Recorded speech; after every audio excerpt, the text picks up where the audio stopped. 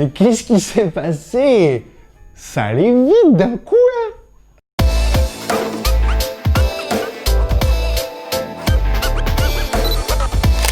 Aujourd'hui les amis, dans la mise au point, 3 conseils pour de beaux timelapse. Un timelapse, ce n'est rien d'autre qu'une vidéo accélérée. 2 possibilités pour réaliser un timelapse, soit de tourner une vidéo comme dans l'introduction de cette vidéo puis de l'accélérer, soit la méthode la plus utilisée par les photographes, enchaîner des prises de vue à intervalles régulières et les mettre bout à bout sur un logiciel de montage. Aujourd'hui, nous nous concentrerons sur cette façon de faire. Conseil numéro 1, shooter en manuel. On l'a dit, un timelapse, c'est plein de photos mis bout à bout pour faire une vidéo. Donc aujourd'hui, nous allons partir sur 24 images par seconde. Afin d'éviter un effet de scintillement dans vos timelapses, qui est en effet des variations d'exposition dans votre prise de vue, réglez-vous en manuel. Ainsi, vos réglages ne bougeront pas tout le long de votre prise de vue. De même pour votre balance des blancs, si vous la laissez en mode automatique, vous aurez des variations de colorimétrie dans votre vidéo. L'autre astuce, c'est de tourner en RAW. Vous aurez le choix par la suite de la balance des blancs. Mais attention à la taille de l'enregistrement. Tu sais pas ce que c'est que du RAW?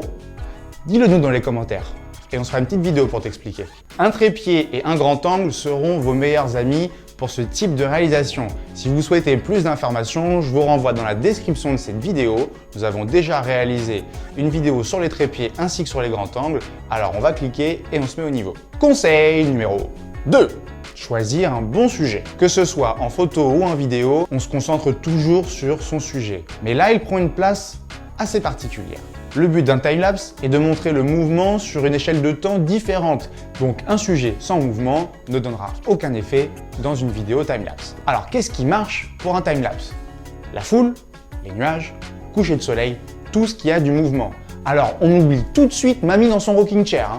Pour les plus techniciens et aventureux et qui s'attaqueront au timelapse de nuit, notamment sur des périphériques ou des autoroutes, nous allons pouvoir même créer des formes graphiques grâce au mouvement des phares de voiture, tout ceci bien évidemment imperceptible à l'œil nu. Donc on résume, l'intérêt du timelapse, c'est de montrer un mouvement qu'on ne pourrait pas voir avec son œil.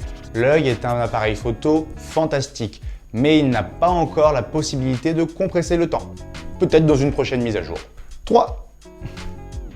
Troisième conseil, choisir la bonne fréquence.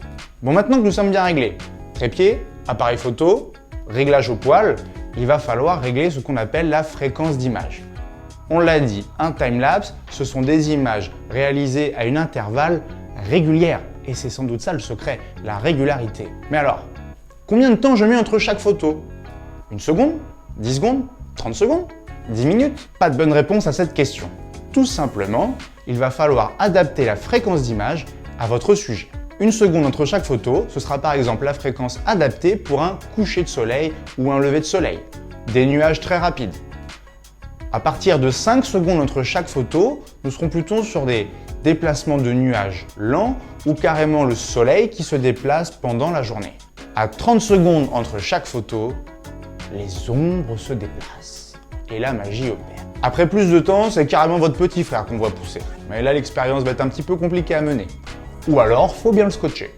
Et voilà les amis, on arrive à la fin de cette vidéo. Si toi aussi tu as d'autres conseils à apporter pour améliorer ces timelapses, dis-le nous dans les commentaires de cette vidéo. On n'oublie pas le petit like, de s'abonner et de mettre la petite cloche pour être au courant des prochaines vidéos. C'était Baptiste de la mise au point et on se revoit la semaine prochaine.